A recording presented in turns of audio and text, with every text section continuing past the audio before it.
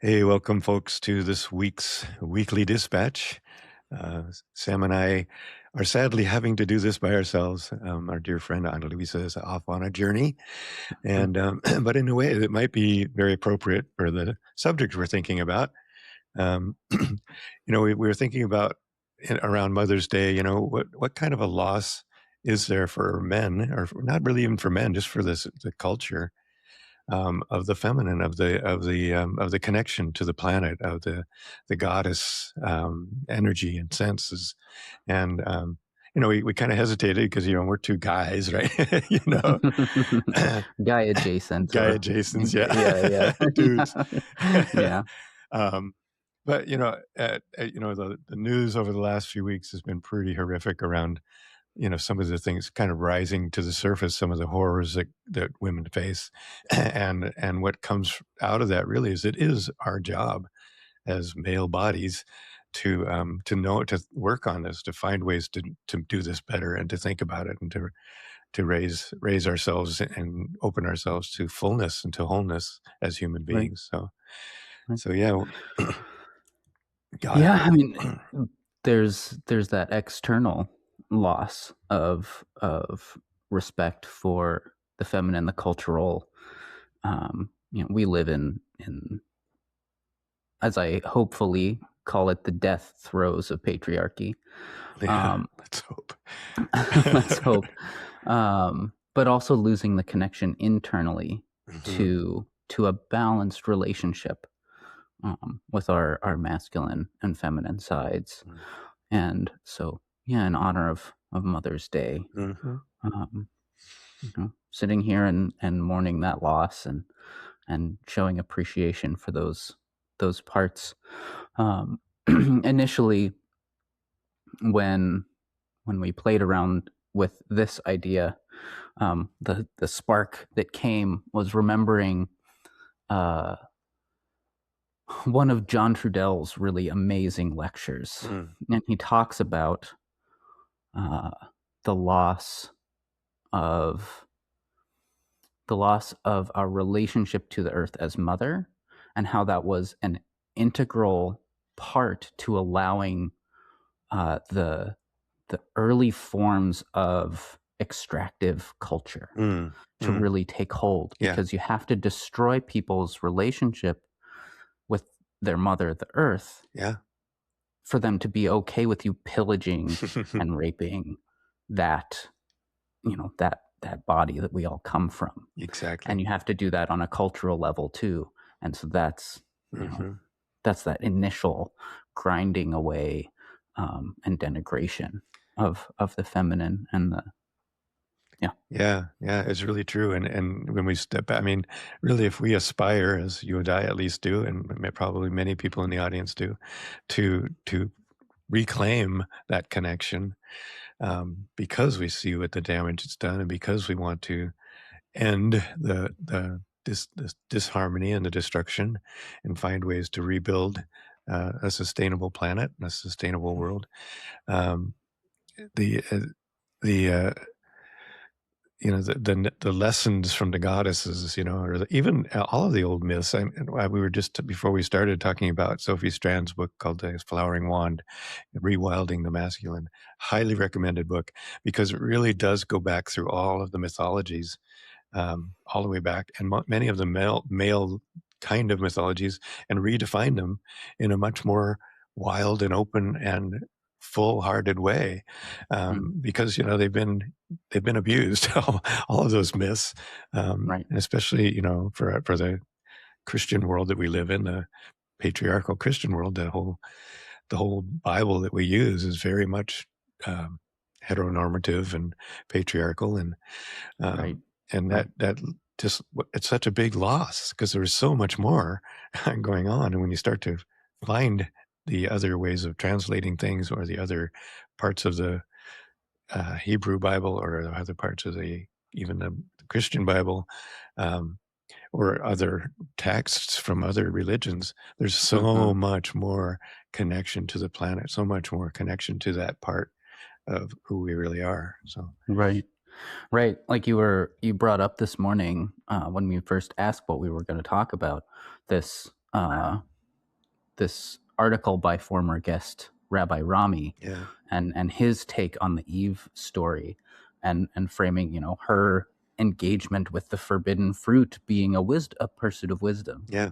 Yeah. not the aesthetic, not the what was it, immortality piece, or Yeah. Well, I love it because it says she resisted twice. She resisted her hunger. She said, well, you know, I'm hungry, but I was told not to eat that, so I won't. And it's beautiful, but, you know, I was told to leave it alone, so I will. But it would give me wisdom. Well, I think I need that, you know? And, and he makes the point that she made a choice because of, you know, feminine wisdom. She made a choice to gain wisdom for the betterment of her community. Adam, on the other hand, just took it because he handed it to her. She handed it to him, you know. So I love that kind of way of thinking about it. You know, it's just like he was compulsively taking, and she was really considering thoughtfully what needed to happen. Right. And then, you know, the other part I loved about that was the part where he said that she chose. He was tossed out. When you read the Bible correctly, or the translation, he was tossed out of the garden. She wasn't, but she chose to go with him to try to help him with that compulsion to take things, you know, because she had wisdom now, right? And so, Right. yeah, I That love that. tempering influence. Yeah. Which inverts inverts the patriarchal narrative Absolutely. of what masculine and feminine energies mean, or are, or qualities are. And as a queer person who is like in the gender fluid realm, Yeah. non-binary sort of stuff, I often run into that when categorizing things as masculine and feminine, and having a background in anthropology, I'm like, it's so different. Like, what is considered a masculine and a feminine quality can vary pretty significantly depending on the culture you're in. Yeah, absolutely. And one of the most interesting pieces from my lineage that I've worked to integrate, or has been really impactful, and I was actually just having a conversation with my mom about it, that in Lithuanian cosmology, the sun is a feminine archetypal force, and the moon is masculine. And I think that inversion is really interesting, because what you're saying about, like, or what we're saying about, you know, Eve going and being the, like, consistent wisdom grounding presence, and the presence of the sun as a consistent, all radiating, shines on everybody kind of thing, kind of force, that's just bright and warm and loving and consistent, while the moon is more mercurial, shifting, reflective, responsive. There's an interesting, maybe, idealization, or just a different archetype. And I think in that conversation, it broke my mom's brain in a really fun way. She was like, I'm gonna have to really sit with and incorporate that, because it just turns everything on its head in a really fascinating way. Yeah, we love to do that. That's important. Yeah. Yeah. And I think the other thing, and really we talked about this a bit, but the loss of that connection has resulted in our, well, like you said earlier, our ability to destroy things and to extract things. But it's also just a deep, deep internal loss, because when you aren't feeling that connection to the land you're on, and really paying attention to it, really being a part of it, you've lost such a huge amount of what life can be. You know, because I'm just reading a really beautiful little book by Llewellyn Von Lee, and another good author for all this kind of stuff. And it talks about the spiral of life, that it connects us to everything. And when we disconnect, even in our daily life, if we just forget because we're too busy doing stuff, we've lost something right away. We've lost something.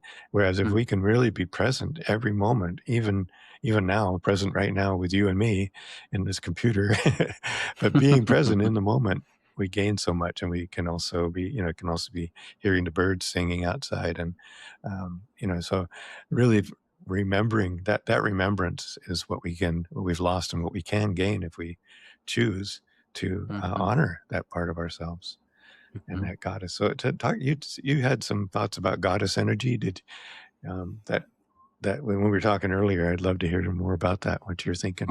I've had lots of thoughts about goddess energy. Was there anyone in Oh, no, particular no, that you just were thinking about? no. Well, let's see. I love first. I love the Durga and the the Kali, um, Mhm, because really it's doing mhm. what we're talking about, or shaking things up. Right, So right. important. So that brings one interesting piece up for me, or a couple, um, maybe more relevant and interesting to the conversation we're having about the relationship towards of masculine and feminine and sort of that, and in inhabiting sort of the gender fluid but more masculine side, Hmm. or Present. presentation Yeah. wise at Yeah. least, um, is I often find myself engaging with men, Hmm. and in like men's groups and doing men's work and having conversations with men about masculinity, femininity, and things like that.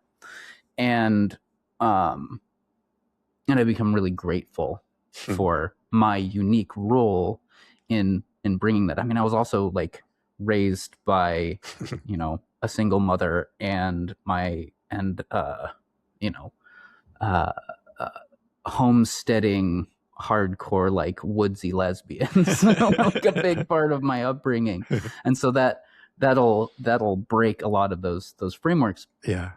um but I remember a men's group that I was in a number of years ago, and the topic uh, of violence or aggression and anger Mm. came up, and talking about that as this like archetypal male force and this need to protect, and Mm.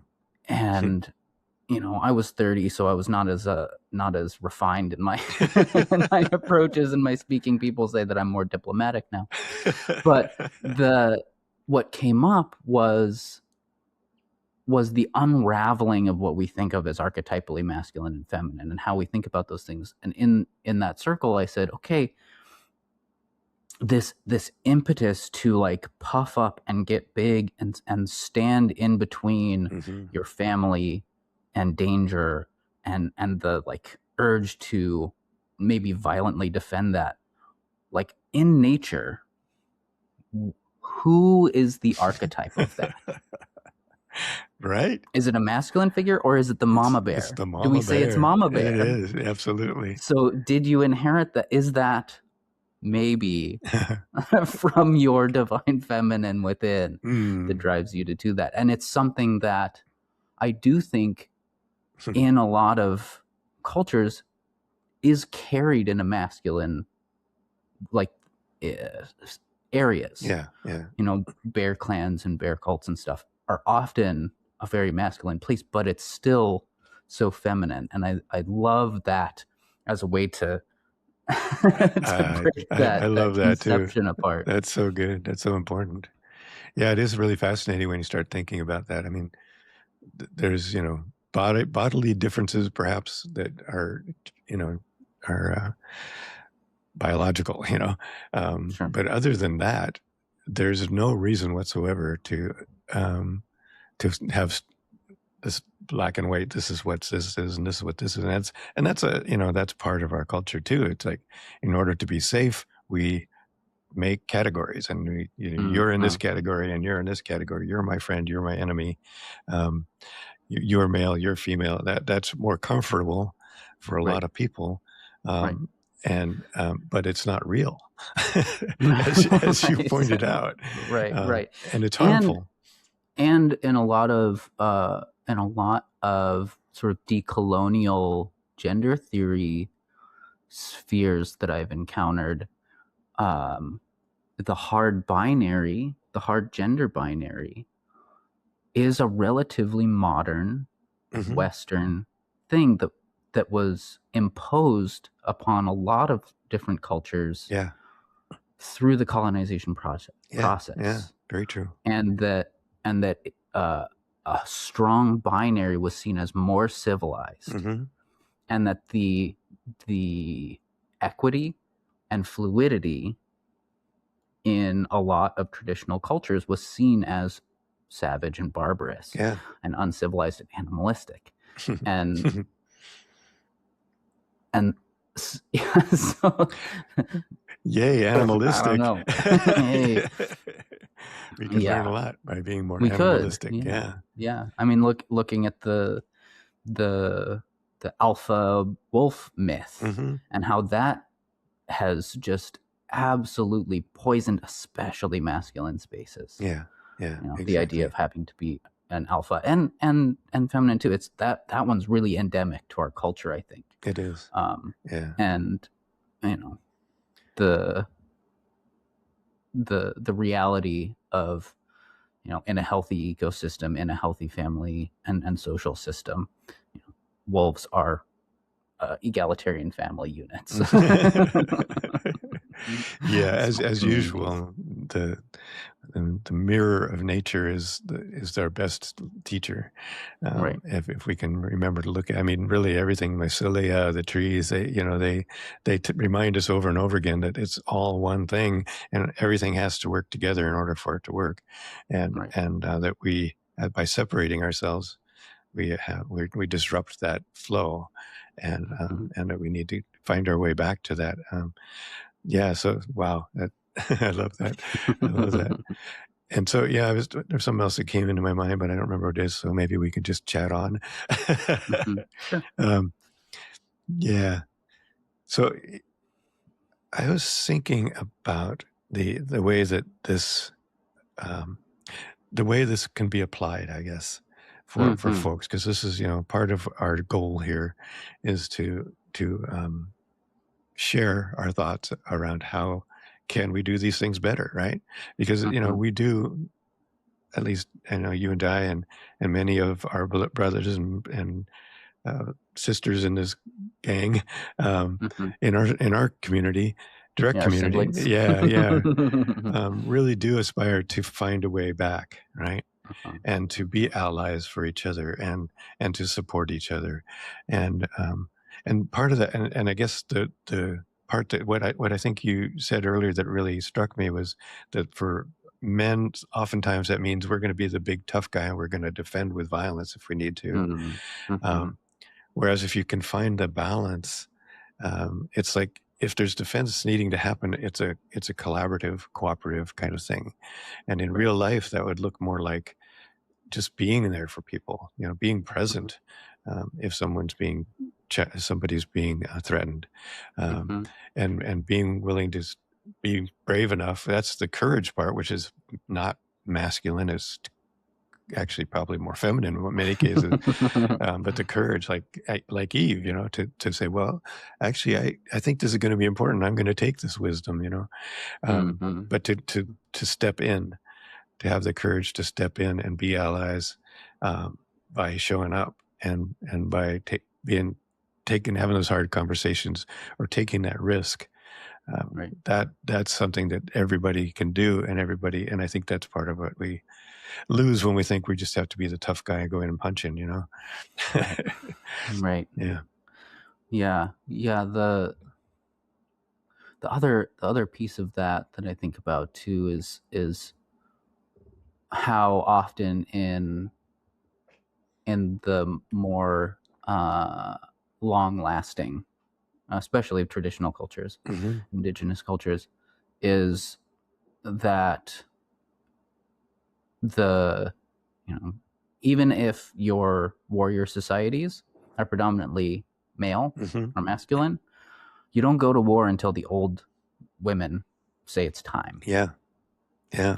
uh, and I think that's something that I really take into account at this moment in time, Hmm. with all of the fire that rises in me around the injustices in the world, Yeah. and that warrior energy that wants to come up and go burn some shit down or whatever. But that I look to the elder women in my world to be my moral guide. Yeah. Oh, wow. And to be the grounding steadiness of engage where we're at and what the need is. Oh, God, that just brings goosebumps. Thank you for sharing that. Yeah, that's so fucking so right on, so important. Yeah. And I think that also is informed by what I was talking about with that lunar masculinity. Mm-hmm. That and during our last Sufi conference, we talked a lot about solar and lunar energies. Yeah. And that the lunar is not a passive. It's not a passive energy. It's just it's a very responsive thing. And so to step into that masculinity in a responsive way, not reactive. Yeah. Open-hearted. Open-hearted. Yeah. What is the need? A service. Mm-hmm. In a service way. We talked about Mars energy in that way also. Yeah. As a service-oriented standpoint. And so looking for the needs in your community and where you can show up listening. I was remembering my sensei when I was doing karate, and a woman, actually, an amazing, wonderful woman. Her first lesson was, "Don't fight." You know, that the very first job you have is to not get into a fight. Which is just, and again, counterintuitive perhaps if you're taking self-defense, but I guess if it is really self-defense, then that would be your first job. Right. And I think somebody else said your first karate move should be right. bowing, Right. And right. it is. And the Celtic wisdom, you don't give a boy a sword until he knows how to dance. Wow, perfect. One of those two. Yeah, very beautiful. Very beautiful. I love that. Yeah. Yeah, tempering those urges, those impulses. Yeah, every boy I've ever known loves to pick up a stick, and so there is something about that. It is. It probably is just that need to whack on things. I don't know. But that's children, and so here we are, we're growing up in this culture. So the culture's responsibility, and we as the male presenting culture, part of the culture responsibility, is with those young people, those children, to show that this is our planet, this is our beloved. We're connected to everything here. And sure, you can pick up a stick and whack something if you want, but remember that stick has feelings, Right. And whatever you're whacking is not probably enjoying that,